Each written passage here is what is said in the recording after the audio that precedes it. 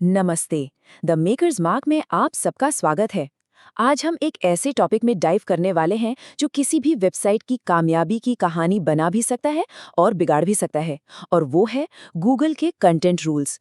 मतलब वो क्या नियम है जिनके बेसिस पर गूगल ये तय करता है कि कौन सा कंटेंट टॉप पर दिखेगा और कौन सा सर्च रिजल्ट्स में कहीं गुम हो जाएगा।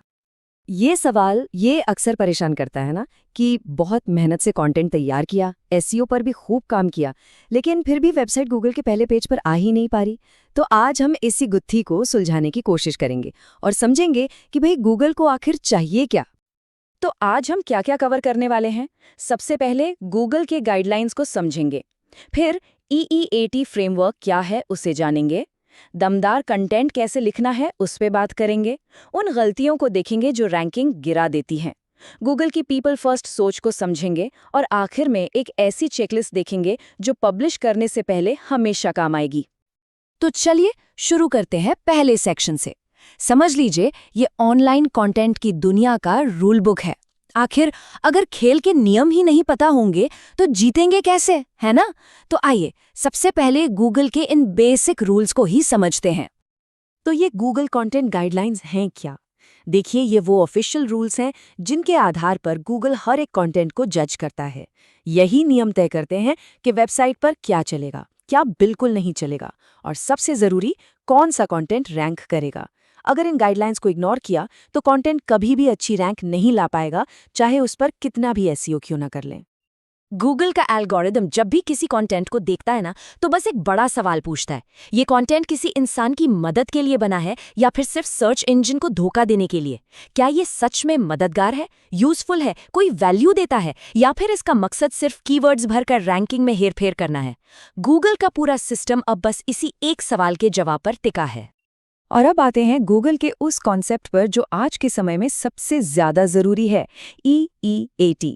इसे आप भरोसे के वो 4 मजबूत पिलर्स मान सकते हैं जिन पर किसी भी वेबसाइट की रैंकिंग की बिल्डिंग खड़ी होती है। चलिए एक एक करके इन चारों को समझते हैं। पहला E है एक्सपीरियंस, मतलब अनुभव। अब गूगल ये देखना चाहता है कि भाई जो लिख रहा है उसे सच में उस टॉपिक का कोई फर्स्ट हैंड एक्सपीरियंस है भी या नहीं। सोचिए, एक ट्रैवल ब्लॉग है। एक राइटर जो सच में उस जगह पर घूमकर आया है, वो वहाँ की गलियों, लोकल खाने के बारे में जो बताएगा वो उस राइटर से बिल्कुल अलग होगा जो सिर्फ इंटरनेट से पढ़कर लिख रहा है। गूगल इसी असली अनुभव को पहचानता है और उसे वैल्यू देता है। दूसरा E है एक्सपर्टीज, यानी विशेषज्ञता। क्या कंटेंट बनाने वाले के पास उस सब्जेक्ट की गहरी नॉलेज और स्किल है? जैसे अगर हेल्थ पर कोई आर्टिकल है तो क्या उसे किसी डॉक्टर या हेल्थ एक्सपर्ट ने लिखा है, या फाइनेंस पर सलाह कोई सर्टिफाइड प्रोफेशनल दे रहा है? गूगल अब बहुत ध्यान से देखता है कि जानकारी का सोर्स कौन है और क्या वो उस फील्ड का मास्टर है। बस ऊपरी जानकारी से अब काम नहीं चलेगा। ए का मतलब है ऑथोरिटेटिवनेस, यानी प्रतिष्ठा। क्या आपकी वेबसाइट या आप खुद अपनी फील्ड में एक जाने माने और भरोसेमंद नाम है? क्या इंडस्ट्री के दूसरे एक्सपर्ट्स आपकी साइट का जिक्र करते हैं? ये चीज़ रातों रात नहीं बनती। ये समय के साथ अच्छी क्वालिटी और भरोसेमंद जानकारी देने से बनती है, जब लोग आपकी वेबसाइट को एक ट्रस्टेड सोर्स मानने लगते हैं। और आखिर में आता है T, यानी ट्रस्टवर्दीनेस, मतलब विश्वसनीयता। और सच कहूं तो ये पूरे फ्रेमवर्क की फाउंडेशन है। क्या वेबसाइट सिक्योर है, मतलब HTTPS यूज करती है? क्या जानकारी फैक्ट्स पर आधारित है? क्या वेबसाइट ट्रांसपेरेंट है, जैसे कि राइटर कौन है या कांटेक्ट करने का तरीका आसानी से मिल रहा है? अगर कोई साइट इन चारों पिलर्स पर खरी उतरती है तो गूगल की नज़रों में उसकी वैल्यू और रैंकिंग दोनों बढ़ जाती हैं। ठीक है, तो नियम और EEAT का सिद्धांत तो समझ आ गया, लेकिन असली सवाल तो ये है कि इस ज्ञान को प्रैक्टिस में कैसे लाएं। तो चलिए अब इस पर बात करते हैं कि ऐसा हाई वैल्यू कंटेंट कैसे लिखा जाए जिसे गूगल पसंद भी करे और रैंक भी करे। देखिए, एक बेहतरीन कंटेंट के ना 3 मेन प्रिंसिपल्स होते हैं। पहला, कंटेंट 100% ओरिजिनल और यूनिक होना चाहिए।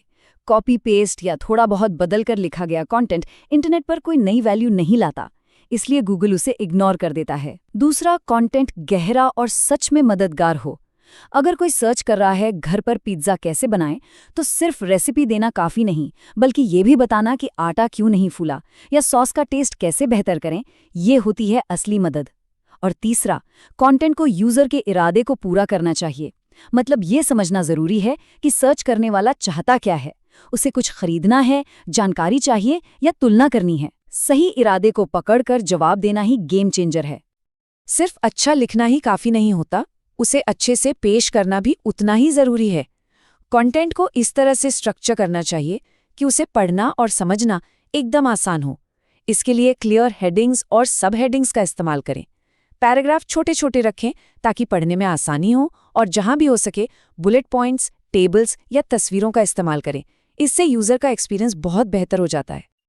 अच्छा, अब जब ये पता चल गया है कि क्या करना है, तो ये जानना और भी जरूरी है कि किन चीजों से हर हाल में बचना है।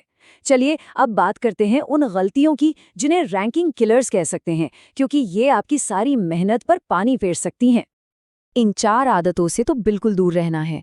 सबसे पहला, कीवर्ड स्टफिंग, मतलब रैंकिंग के चक्कर में एक ही शब्द को बार बार जबरदस्ती घुसाना। दूसरा, थिन कंटेंट, मतलब ऐसा पेज जिस पर जानकारी ना के बराबर हो। तीसरा है एआई से बनाया गया लो क्वालिटी कंटेंट, जिसमें कोई इंसानी टच या अनुभव न हो। और चौथा, क्लिकबेट टाइटल, जहां टाइटल कुछ और कहता है और अंदर का कंटेंट कुछ और ही होता है। सिर्फ कंटेंट ही नहीं, वेबसाइट पर कुछ और चीजें भी हैं जो यूजर के एक्सपीरियंस को एकदम बर्बाद कर सकती हैं, जैसे कि किसी दूसरी साइट से चुराया हुआ कंटेंट, नकली रिव्यू या झूठी जानकारी देना, और बहुत ज़्यादा विज्ञापन या पॉपअप्स जो पढ़ने में डिस्टर्ब करते हैं। गूगल इन सबको एक बहुत बड़ा नेगेटिव सिग्नल मानता है। चलिए अब बात करते हैं उस एक माइंडसेट की जो आज के दौर में जीत का सबसे बड़ा मंत्र है। गूगल के हेल्पफुल कंटेंट अपडेट ने सब कुछ इसी एक सोच के आसपास लाकर खड़ा कर दिया है, और वो सोच है पीपल फर्स्ट, यानी इंसान सबसे पहले। गूगल की पूरी फिलॉसफी बस इस एक लाइन में समा जाती है, कंटेंट यूजर्स के लिए लिखो, सर्च इंजन के लिए नहीं। इसका सीधा सा मतलब है कि अगर लिखने का मकसद सिर्फ रैंकिंग पाना है, तो वो कंटेंट लंबा नहीं टिकेगा। आपकी पहली प्राथमिकता हमेशा वो इंसान होना चाहिए जो कोई जवाब ढूंढने आया है। जब कंटेंट इंसान के लिए यूजफुल होगा, तो सर्च इंजन उसे अपने आप पसंद कर लेगा। तो पीपल फर्स्ट होने का असल में मतलब क्या है? इसका मतलब है अपनी असली एक्सपर्टीज दिखाना, अपना यूनिक एक्सपीरियंस शेयर करना, सिर्फ थ्योरी नहीं बल्कि प्रैक्टिकल जवाब देना। किसी प्रोडक्ट की तारीफ करने के बजाय पढ़ने वाले की प्रॉब्लम सॉल्व करने पर फोकस करना, और कुछ भी लिखने से पहले गहरी रिसर्च करना। जब इन चीजों पर ध्यान दिया जाता है तो ऐसा कंटेंट बनता है जिसे लोग पसंद करते हैं, और जिसे लोग पसंद करते हैं उसे गूगल भी रैंक करता है। और अब हम आ गए हैं अपने फाइनल सेक्शन पे। ये एक बहुत ही प्रैक्टिकल टूल है जिसे आज से ही इस्तेमाल किया जा सकता है। ये है प्री पब्लिशिंग चेकलिस्ट, मतलब किसी भी कंटेंट को लाइव करने से पहले की जाने वाली फाइनल जांच। कोई भी आर्टिकल पब्लिश करने से पहले खुद से ये सवाल पूछना बहुत जरूरी है। नंबर 1, क्या ये कंटेंट सच में कोई वैल्यू दे रहा है? 2, क्या ये किसी की प्रॉब्लम सॉल्व कर रहा है? 3, क्या ये 100% ओरिजिनल है? 4, क्या इसका स्ट्रक्चर पढ़ने में आसान है? 5, क्या ये EEAT के सिद्धांतों पर खरा उतरता है? और आखिर में, क्या इस पेज पर आने वाले का एक्सपीरियंस शानदार होगा? अगर इन सभी सवालों का जवाब हाँ है, तभी पब्लिश बटन दबाना चाहिए। तो इस पूरी बातचीत के बाद बस एक सवाल अपने आप से पूछने के लिए रह जाता है, आपका कंटेंट एक इंसान के लिए बना है या एक प्रोग्राम के लिए? इस सवाल का जवाब ही आपकी ऑनलाइन सफलता की दिशा तय करेगा। उम्मीद है ये जानकारी सबके काम आई होगी। द मेकर्स मार्क के साथ सीखते